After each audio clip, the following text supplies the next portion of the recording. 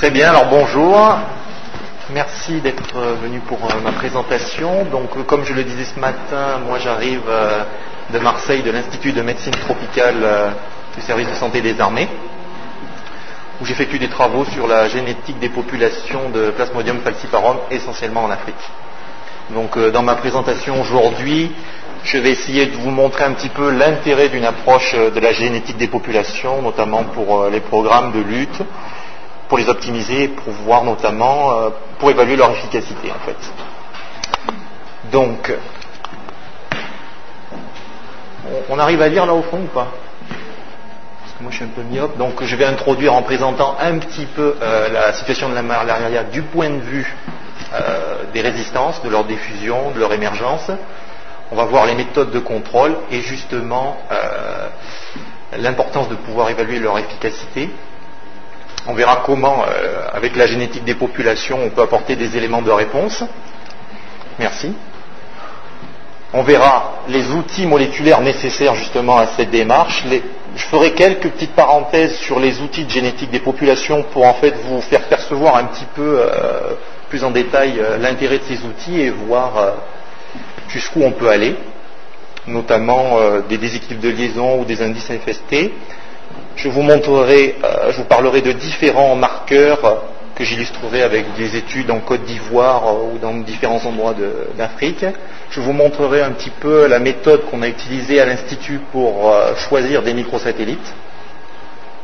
Et ensuite, on passera au vif du sujet pour voir un petit peu la structuration des populations de parasites à l'échelle du continent, à une échelle plus réduite. Et enfin, on terminera par une étude, ou du moins apporter des éléments de réflexion sur les relations transmission et génétique diversité. Alors bon, de plus en plus, on est confronté aux résistances du parasite aux antipaludiques. On a pu voir son apparition dans les années 60, avec une diffusion et une apparition après au niveau du continent africain, dans la partie est du continent africain, qui s'est répandue en l'espace de 10-12 ans à la partie ouest, et qui maintenant en fait gagne la partie intégrale de la ceinture intertropicale.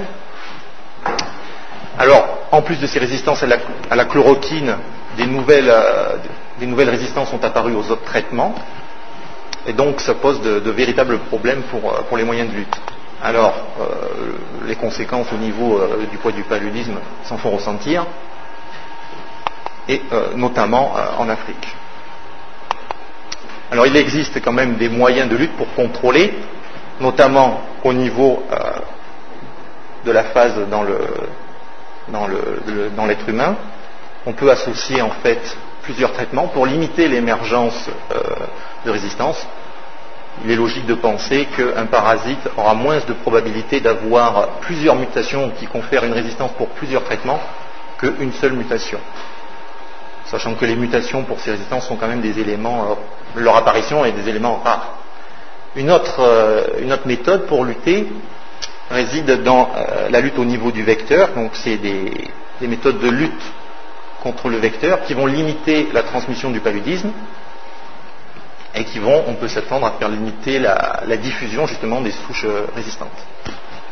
Alors le problème pour ces méthodes en fait, c'est qu'on ne sait pas trop en fait comment les évaluer et optimiser en fait leur efficacité, optimiser l'évaluation de leur efficacité. Parce qu'on voit bien que si on se retrouve face à plusieurs populations, ou si on se retrouve à une seule et même population à l'échelle d'un pays, il ne va pas falloir effectuer la même surveillance.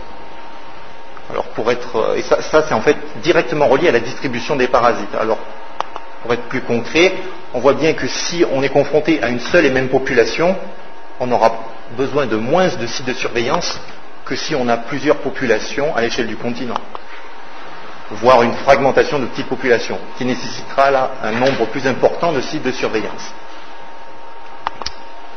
Ainsi de suite, et effectivement aussi le flux entre ces populations va influencer la fréquence en fait des prélèvements dans chaque site. Plus le flux entre les populations est important, plus les résistances vont diffuser rapidement, plus il faudra en fait effectuer des études fréquemment.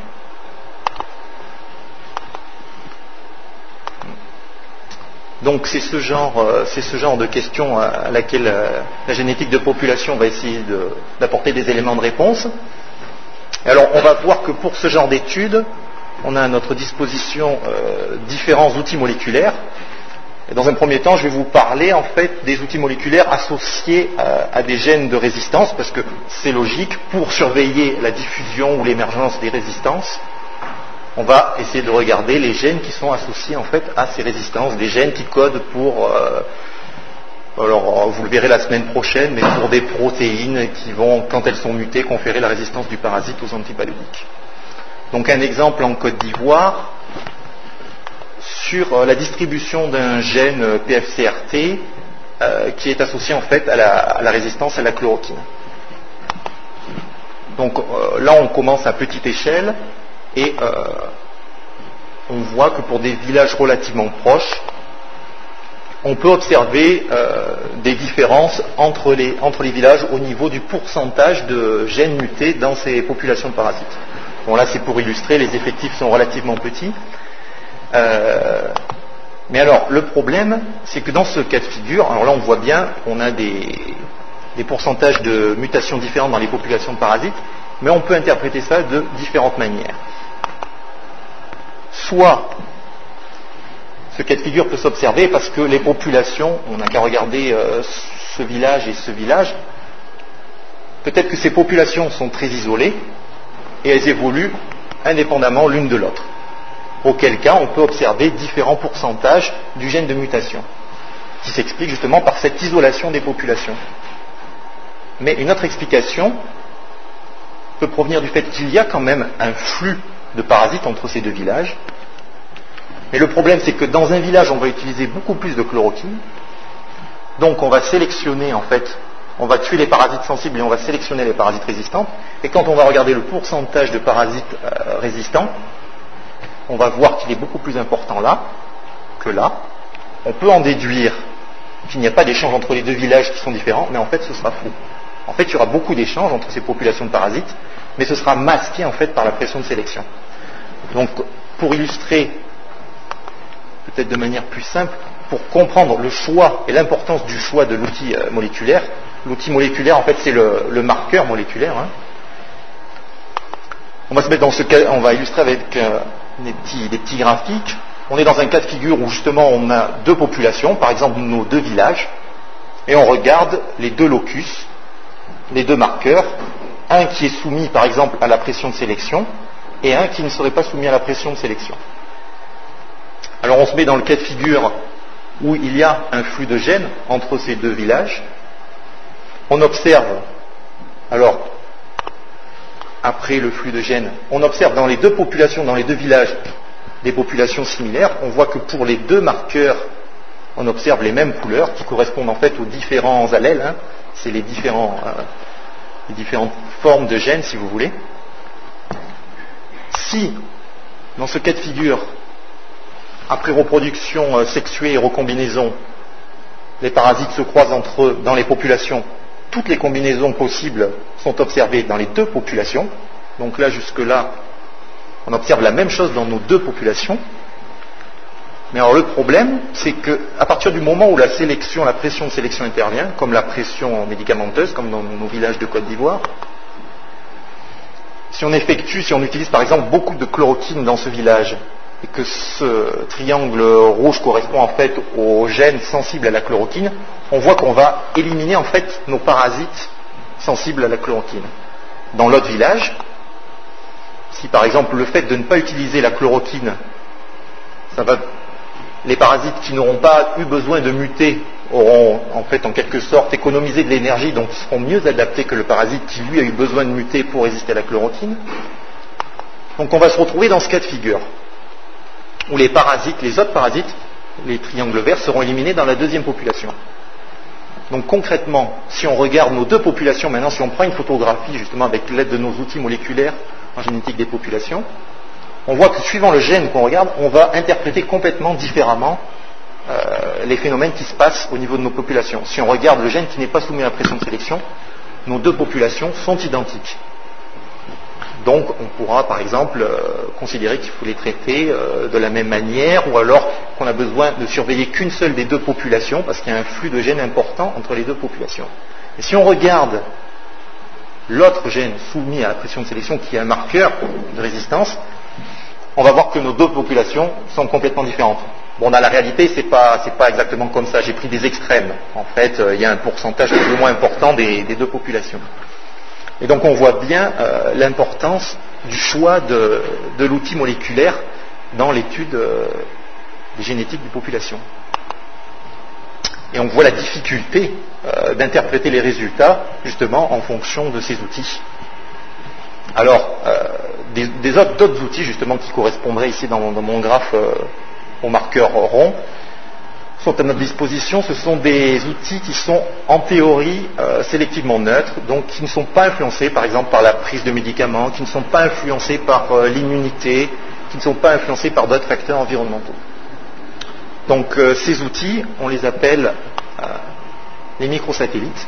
En fait, qu'est-ce que c'est un microsatellite? C'est un fragment d'ADN. C'est une séquence d'ADN qui se répète un certain nombre de fois dans le génome. Et suivant le parasite qu'on va étudier, il aura un certain nombre de répétitions de cette séquence. On va regarder en fait, dans une population de parasites, si les parasites ont 13 répétitions, ou s'ils en ont 23, ou s'ils en ont 9. On va faire une PCR, là c'est tout ce qui est protocole technique. On va amplifier avec des amorces marquées, et on va faire migrer ça sur gel, et ça va nous permettre en fait de déterminer, par exemple, si on est en présence après migration en fonction de la taille. En fait, plus votre fragment est petit, plus il va migrer rapidement et plus il va apparaître rapidement sur notre graphe. Ça va nous permettre de distinguer un parasite avec 13 répétitions, de 26 répétitions par exemple, et on va pouvoir différencier les différentes populations de parasites.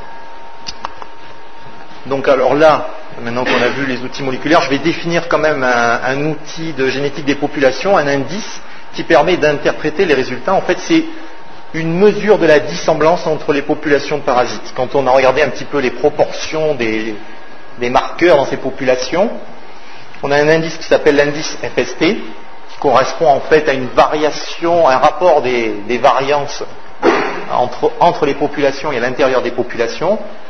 Pour faire simple, quand cet indice est égal à 0, il n'y a pas de différence entre les populations. Les deux populations sont similaires.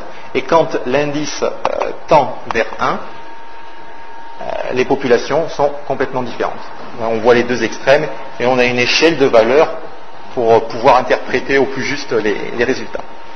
Donc alors, quand on a voulu faire des études, les premières études qui ont été faites justement avec ces marqueurs au niveau, à l'échelle du continent africain, les premiers résultats ont montré, notamment par l'équipe d'Anderson, des FST très faibles.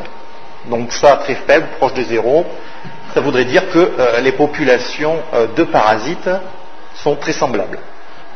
Donc ça, comment on interprète ça? Ça voudrait dire que la probabilité qu'un gamétocyte mâle dans cette partie ouest ait autant de chances de se croiser avec un gamétocyte femelle dans cette partie qu'un gamétocyte femelle de l'Ouganda. Donc c'est vrai que ça peut paraître bizarre. Un autre résultat a montré que, par contre, on observait quand même des différences plus importantes entre des sites plus rapprochés. Donc ça éveille quand même, ça soulève plusieurs questions. On ne peut pas en rester là. Alors, ensuite, un autre outil moléculaire, un autre outil de la génétique des populations, qui est le déséquilibre de liaison. Donc je vais vous expliquer ce que c'est. Mais en fait, c'est contradictoire avec l'absence de différence entre les populations. Quand on observe du déséquilibre de liaison, ça voudrait dire en fait qu'il y aurait des structures de population. Donc pourquoi? Je vais vous expliquer un petit peu, on va essayer de comprendre un petit peu pour bien interpréter. Le déséquilibre de liaison, qu'est-ce que c'est? Alors on se retrouve dans un cas de figure, toujours pareil, une population avec des marqueurs, peu importe là s'ils sont soumis à pression de sélection ou pas, on oublie ce qu'on a vu tout à l'heure. Dans une population, on voit, si la population est homogène, tous les parasites se mélangent en même temps, ensemble, on voit toutes les combinaisons sont possibles, toutes les formes de locus rond peuvent se mélanger avec toutes les formes de locus triangulaire. Alors le problème, c'est quand on se retrouve dans un cas de figure où la population est divisée en deux. Il y a deux populations. Alors là, les parasites qui sont de ce côté ne pourront pas se mélanger avec les parasites de l'autre côté. Donc on voit les combinaisons possibles et on voit que cette combinaison est impossible. Et en fait, le déséquilibre de liaison, c'est justement l'absence, c'est cette différence entre les proportions de cette association quand on a une seule population et quand on a deux populations. En fait, c'est la différence entre ces deux proportions, dans le cas où on a une population et ce qu'on observe réellement. Donc s'il y a une différence, ça veut dire, ça peut suggérer qu'il y a une structure des populations. On verra après que c'est pas non plus aussi simple et qu'il peut y avoir d'autres phénomènes. Donc on voit bien que d'un côté on a un indice, le FST, que je vous ai présenté tout à l'heure, qui indique qu'il n'y a pas de différence entre les populations de parasites, même espacées à plusieurs milliers de kilomètres. Et d'un autre côté, on voit qu'à l'échelle locale, uniquement, on peut observer des phénomènes comme des déséquilibres de liaison qui suggèrent qu'en fait, que les parasites ne s'associent pas de manière aléatoire. Donc, comment expliquer ça ? Alors, plusieurs hypothèses. Déjà, est-ce que nos marqueurs moléculaires, les microsatellites, sont en réalité, est-ce qu'ils sont sélectivement neutres ? Est-ce qu'il ne peut pas y avoir des biais à ce point de vue-là ? Donc nous, c'est ce qu'on a voulu tester aussi à l'Institut. Donc ce qu'on a fait, en fait, on a sélectionné de nouveaux marqueurs moléculaires, de nouveaux microsatellites, qui avaient plusieurs particularités.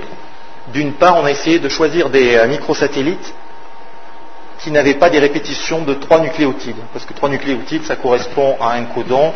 Donc, en fait, on a démontré que les probabilités de retrouver ça dans des régions codantes de gènes est plus importante.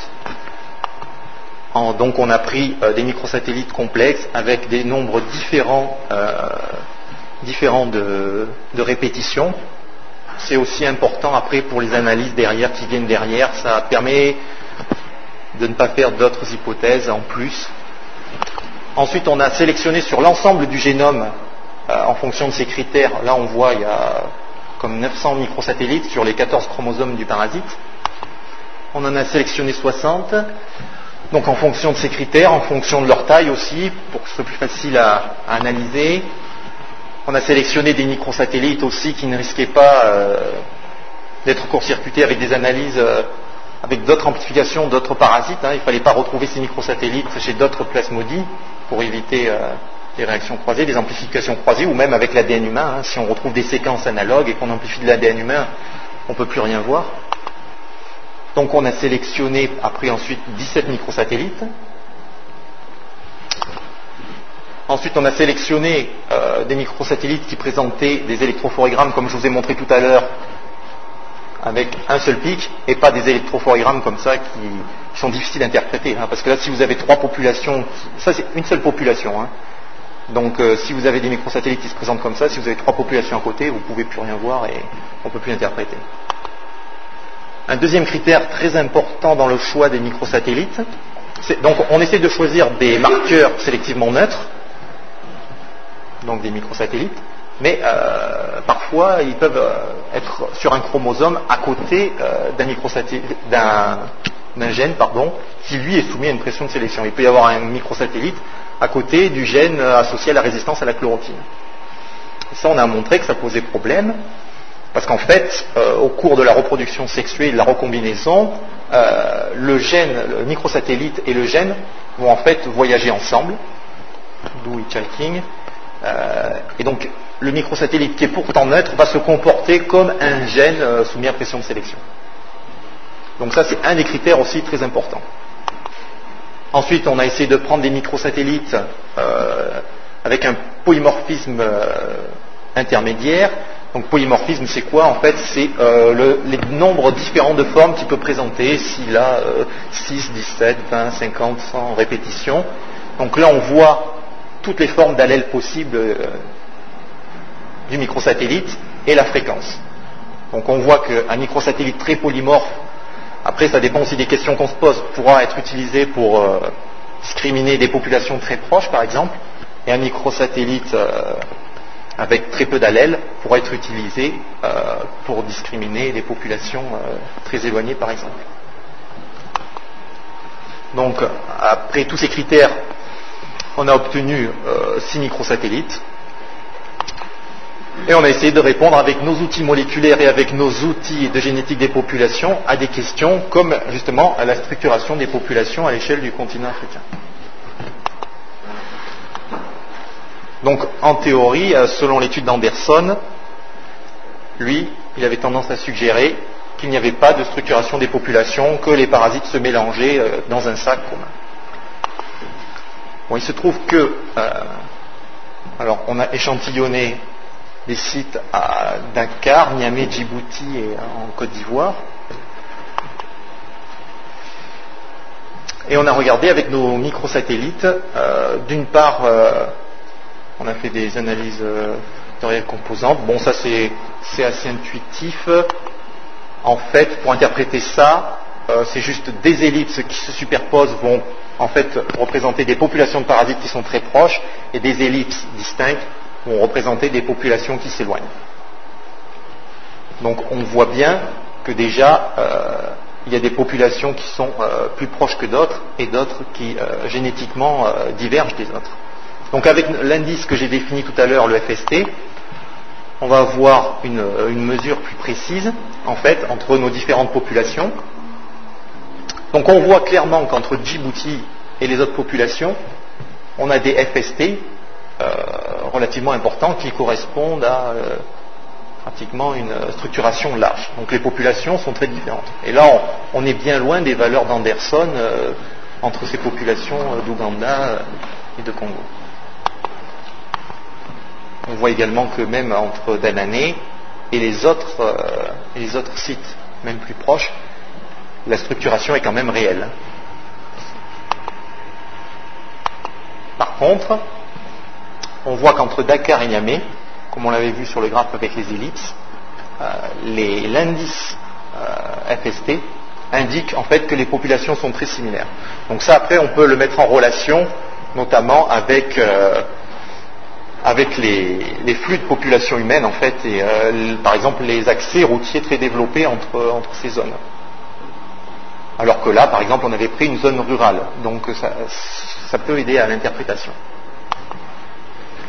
Donc concrètement, avec nos microsatellites, on a obtenu des valeurs de FST très importantes, donc qui dit que les populations de part et d'autre de l'Afrique sont quand même très diverses, et Anderson, lui, a montré à une échelle pratiquement similaire que les populations étaient quasiment identiques. Alors ce qu'on a voulu faire un petit peu pour vérifier, pour comprendre d'où venaient ces divergences, on s'est dit, bon ben on va mesurer une de nos distances, par exemple entre Djibouti et Dakar, avec une partie des microsatellites d'Anderson pour voir si c'était lié au choix des microsatellites ou si c'était autre chose. Donc, c'est ce qu'on a fait. Et alors, avec 6 des microsatellites d'Anderson, comparé avec nos 6 microsatellites, en fait, on s'aperçoit qu'on obtient un déséquilibre de liaison similaire à ce qu'on avait, un FST similaire à ce qu'on avait obtenu. Donc, ce qui veut dire qu'avec ces marqueurs, on met quand même en évidence une différence de population. Donc ça, comment on peut l'expliquer? Principalement par l'échantillonnage aussi. Là, c'est là qu'on voit l'importance des informations sur les échantillons, sur l'origine des échantillons.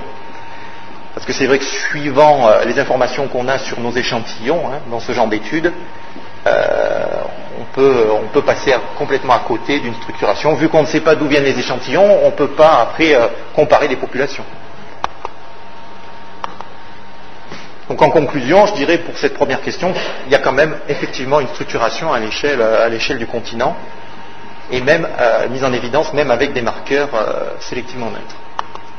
Alors, on a essayé de voir à une échelle plus locale si on pouvait appréhender cette structure des populations. Alors justement, on a regardé, nous aussi, le déséquilibre de liaison pour voir ce qui se passait. Donc, juste pour rappel, quand il n'y a pas de déséquilibre, ça veut dire que les proportions se comportent comme si tout se mélangeait dans un sac. Donc, pas de structure. Par contre, si on observe un déséquilibre de liaison, là, ça veut dire qu'il n'y a pas d'association aléatoire, et donc on peut suggérer qu'il y a une structure des populations. Alors, dans nos populations, en fait, on a observé du déséquilibre de liaison à Djibouti. Par contre, si on regarde dans les autres sites, aucun déséquilibre de liaison. Alors, on a essayé de comprendre pourquoi à Djibouti, on observe un déséquilibre de liaison. Alors, il faut savoir, c'est pas aussi simple que déséquilibre de liaison structure. Il y a quand même d'autres choses qui peuvent intervenir au niveau du déséquilibre de liaison.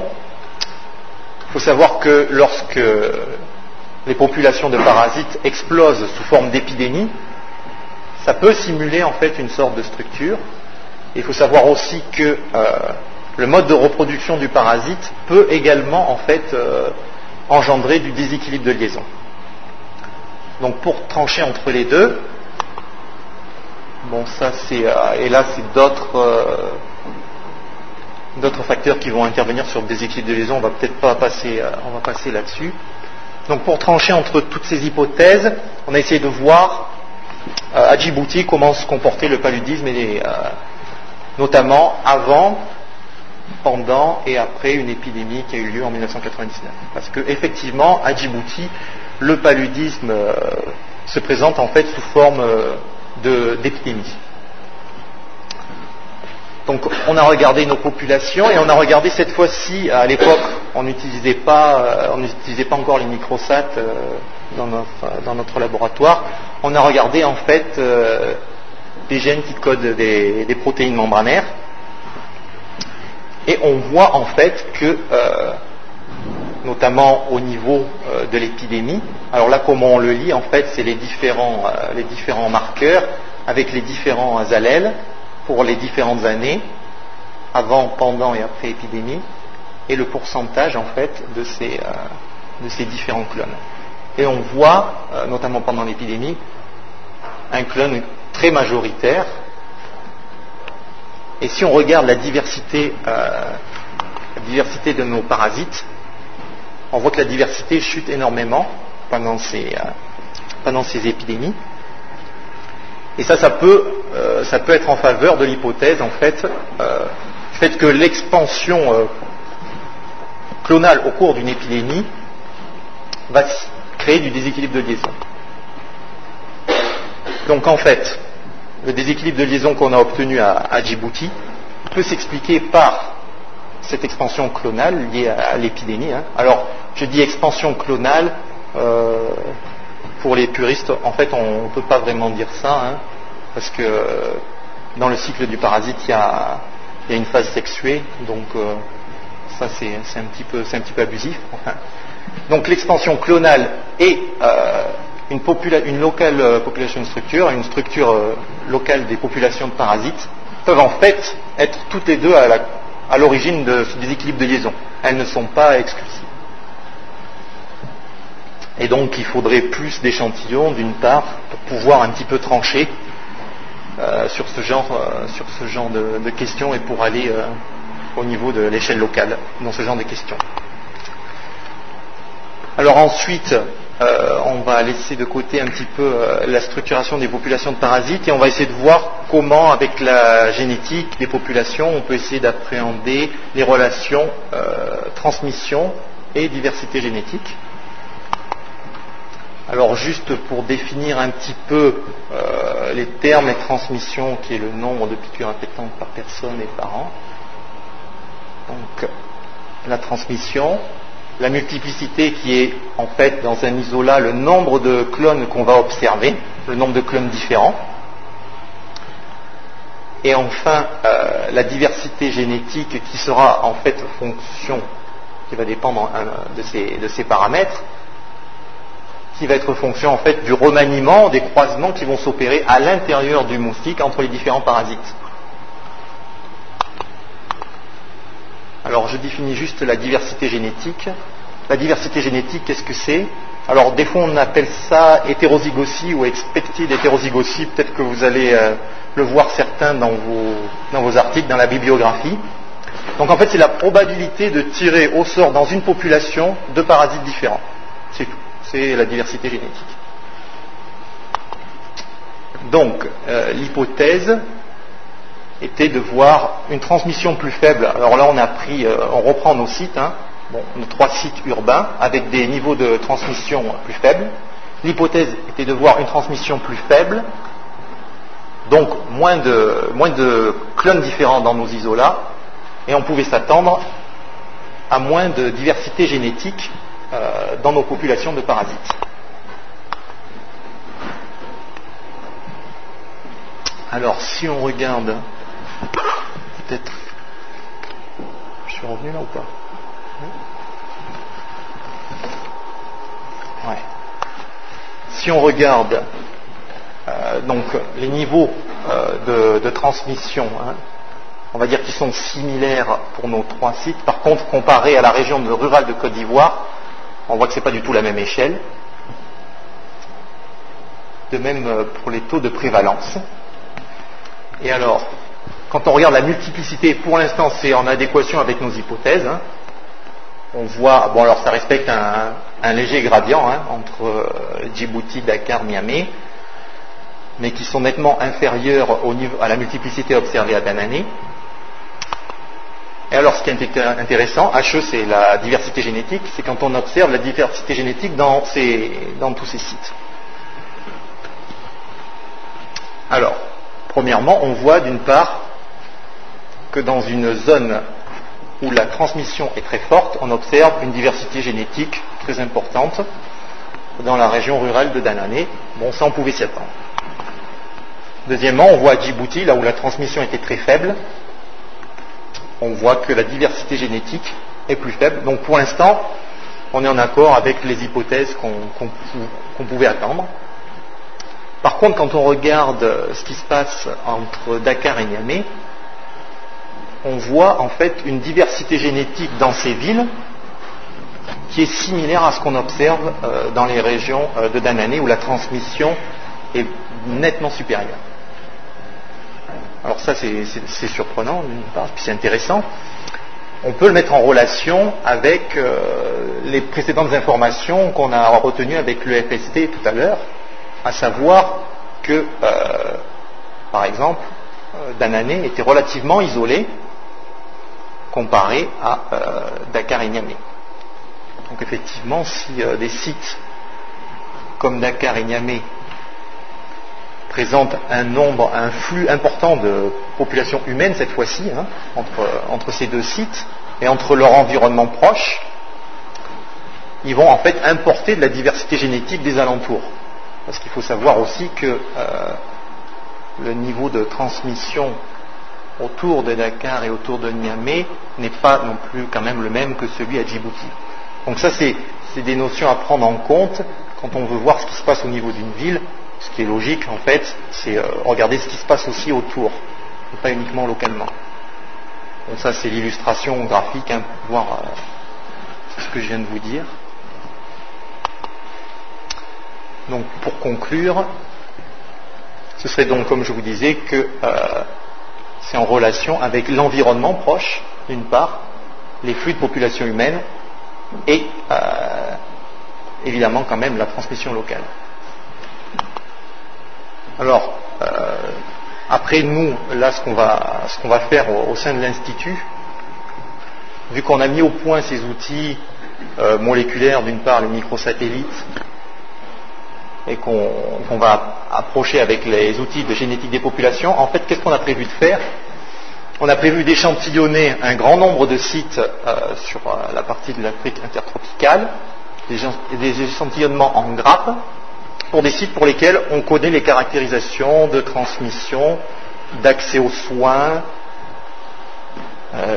d'accès aux traitements antipaludiques.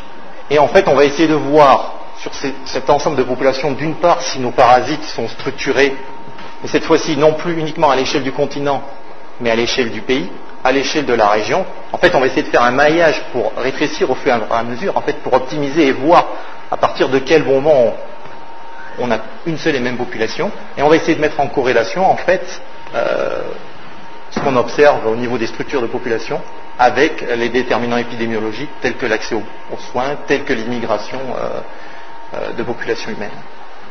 Et ça, peut-être qu'on vous le présentera ultérieurement. Pour l'instant, on en est là, on en est dans cette phase. Donc là, c'est l'ensemble des personnes qui participent à ces travaux et que je remercie, notamment pour les collaborations et pour le recueil des données.